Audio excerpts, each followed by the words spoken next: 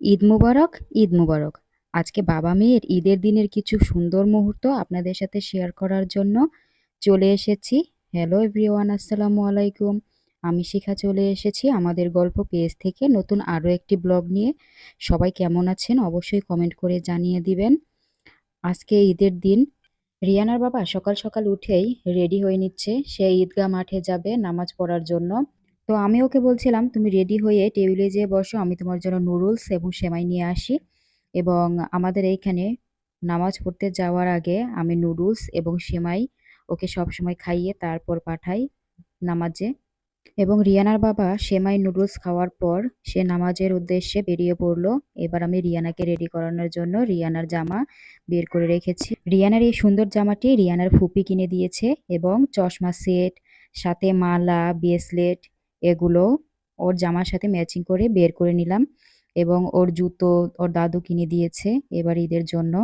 এবং আমি রিয়ানাকে প্রথমে জামাটা পরিয়ে নিলাম এবং জামার দুই পাশে আমি দুইটা ব্রোচ লাগিয়ে দিলাম। এবং আমি রিয়ানার জন্য ব্রেসলেট কিনে নিয়ে এসেছিলাম, সেই ব্রেসলেটটা আমি রিয়ানাকে পরিয়ে দিলাম। অনেক জোর করে আমি রিয়ানাকে মেহেদি দিয়ে দিয়েছিলাম এবং মালা পরিয়ে দিলাম। এবং রিয়ানার চুলে আমি সুন্দর করে চুলটা গুছিয়ে ক্লিপ পরিয়ে দিলাম। এবার আমি জুতো পরিয়ে দিলাম, দেখুন এবার রিয়ানাকে কতটা সুন্দর লাগছে। এটাই হচ্ছে আমার প্রিন্সেস, এটাই হচ্ছে আমার রিয়ানা মণি।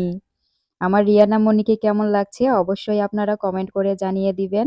এবং রিয়ানা মনির পক্ষ থেকে সবাইকে রিয়ানা মনি ঈদ মোবারক জানিয়ে দিল। সবাইকে ঈদ মোবারক। তো সবাই আমার মেয়ের জন্য দোয়া করবেন। আমার মেয়েটা দেখুন কতটা খুশি, সে নতুন জামা পরলে অনেক খুশি হয় এবং সে ঘুরতে যাবে, আজকে সে দাদুর বাসায় যাবে। এবং দেখুন সে বারবার আয়নায় যেয়ে দেখছিল তাকে কেমন দেখা যাচ্ছে এবং আমাকে বলছিল, মা আমি কখন দাদু বাসায় যাব, বাবা কখন আসবে নামাজ পড়ে। তো আমি রিনাকে বলছিলাম তুমি বসে বসে এই কলাটা খাও, বাবা এখনই চলে আসবে। সে বলল না আমি কলা খাবো না, আমি দোকানে যাব মজা খেতে। তো দোকানে যাওয়ার সময় দেখতে পেলাম আমাদের বাসার সামনে রাস্তার মধ্যে বাচ্চারা ঈদ সালামি নিয়ে অনেক ঝগড়া শুরু করে দিয়েছে। সালামি তো তাওসিফ কিছুতেই দিবে না এবং ফারিয়া এবং সুচি ওরা দুইজন তো তাওসিফের পিছনে লেগেই আছে যে সালামি দাও সালামি দাও। তো তারপর রিয়ানা দোকান থেকে চলে আসলো। এই যে দেখুন রিয়ানা এগুলো টুপি নিয়ে এসেছে এবং বাঁশিতে ফু দিলে টুপিটা সুন্দর করে নড়তে থাকে।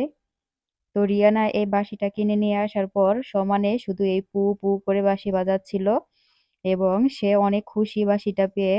সে বলছিল যে বাবা তুমিও একটা নাও। এই দেখুন রিয়ানার বাবাও বাঁশি নিয়ে বসে পড়েছে। তারপর রিয়ানা আমাকে টাটা বাই বাই বলে চলে গেল দাদু বাসায়।